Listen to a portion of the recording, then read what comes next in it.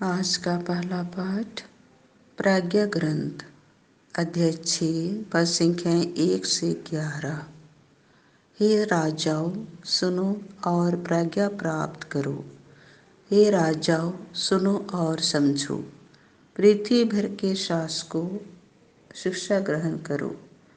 तुम जो बहुसंख्यक लोगों पर अधिकार जताते हो और बहुत से राष्ट्रों का शासन करने पर गर्व करते हो, मेरी बातों पर कान दो, क्योंकि प्रभु ने तुम्हें प्रभुत्व प्रदान किया।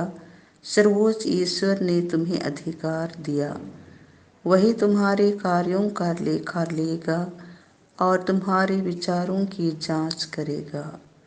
तुम उसके राजा के सेवक मात्र हो। इसलिए यदि तुमने सच्चा न्याय नहीं किया, विधि का पालन नहीं किया और ईश्वर की इच्छा पूरी नहीं की, तो वह भीषण रूप में अचानक तुम्हारे सामने प्रकट होगा, क्योंकि उच्च अधिकारियों का कठोर न्याय किया जाएगा।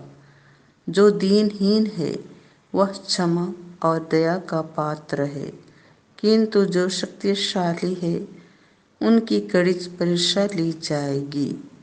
सर्वेश्वर पक्षपात नहीं करता और बड़ों के सामने नहीं झुकता, क्योंकि उसी ने छोटे और बड़े दोनों को बनाया और वह सबों का समान ध्यान रखता है। किंतु शक्तिशालियों की कठोर परीक्षा ली जाएगी।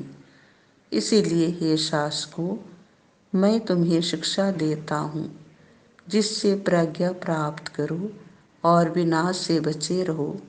क्योंकि जो पवित्र नियमों का श्रद्धापूर्वक पालन करते हैं वे पवित्र माने जाएंगे, और जो उन नियमों से शिक्षा ग्रहण करेंगे वे उनके आधार पर अपनी सफाई दे सकेंगे।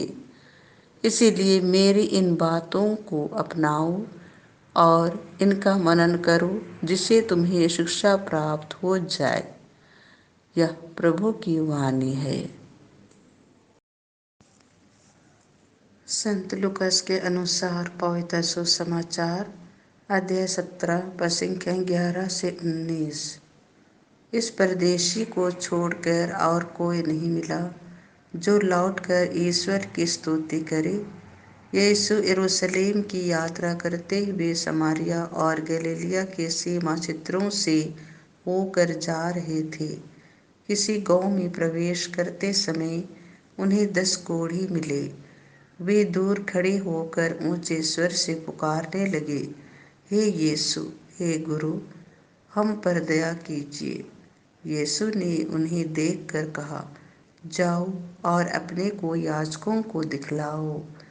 और ऐसा हुआ कि वे रास्ते में ही निरोग हो गए।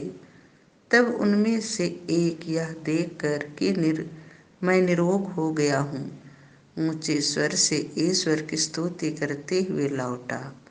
वह यीशु को धन्यवाद देते हुए उनके चरणों पर मुंह के बल गिर पड़ा, और वह समारी था। यीशु ने कहा, क्या 10 निरोग नहीं हुए? तो बाकी 9 कहाँ हैं? क्या इस परदेशी को छोड़ और कोई नहीं मिला जो लौटकर ईश्वर की स्तुति करे? तब उन्होंने उससे कहा, उठो, जाओ, तुम्हारे विश्वास ने तुम्हारा उद्धार किया है। यह प्रभु का सुसमाचार है।